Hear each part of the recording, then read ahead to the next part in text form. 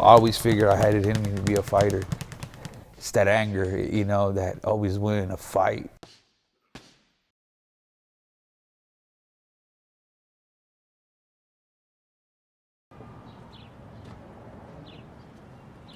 My name is Gilbert Alvarado. I grew up in the San Fernando Gardens, also known as the Projects.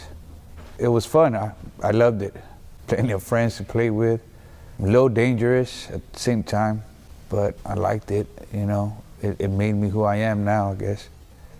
I grew up with three brothers, three older brothers, two older sisters, and a baby sister, and a younger sister of mine. I learned a lot, mainly from my brothers. My sisters.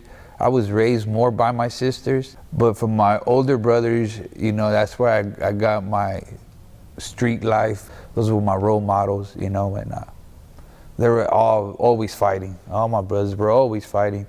Either it wasn't with themselves, it was somebody in the streets. So as a kid, I grew up in that lifestyle, you know, seeing guys sell drugs, seeing guys shoot at people, seeing fights all over the place, and this is the environment that I grew up with. I made the choice to really get involved when I was 15, 16 years old.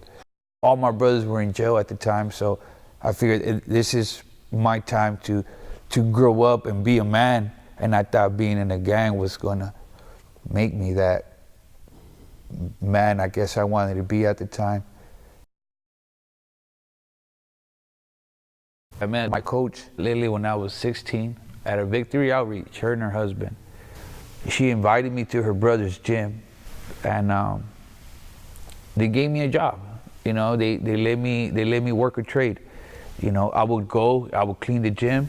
You know, I'd be there pushing the broom, the mop, and anytime I seen something going on, I would stop and just pay attention to however they did things, and I would mimic that on a bag. I would practice, and that was how I was able to learn, just through seeing people work and how they worked and how they do it. So when I met Lily, that's how this came about. It was all through her, and her mission was to save kids, not so much make them fighters, but just save them, you know. And I always tell, you know, she's the one that saved me, because without her, I wouldn't have been as confident as I am now. I wouldn't have learned the skills that I have now. I know I still have a lot of work to do in the streets, because the real fight, that's where it's at. It's in the streets.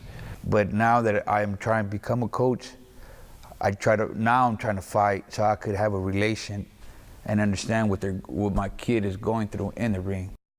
And you know, if you could relate, and then you could change, you could help, you know, and that's the most important. I feel like it's my responsibility to bring change. It's trying to fight for who they are, you know what I'm saying, and try to be there for whatever need they need of me. I try to run them down as hard as I can, and so they could just go home, eat, and just relax their legs. You know, I make sure they run, they're hitting the bags, they do their squats, their sit-ups. We do mitts, we do sparring, and yeah, I try to tire them all out as much as I can. That is the game plan. The response that I've gotten from the kids, they like me. You know, as hard as I am on them, they know it's for a reason, and I get nothing but good vibes from everybody. You know, everyone tells me, you know, what a good job I'm doing, that what I'm doing is great for the kids, for the community. So I get a lot of good feedback. You know, it motivates me.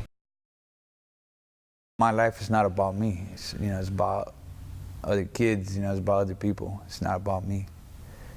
I have my fun. I have my share of me. You know what I'm saying? And it's time for me to give back.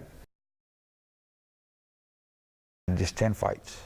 That's it. I'm 1-0 right now. I'm 1-0. So that's the plan.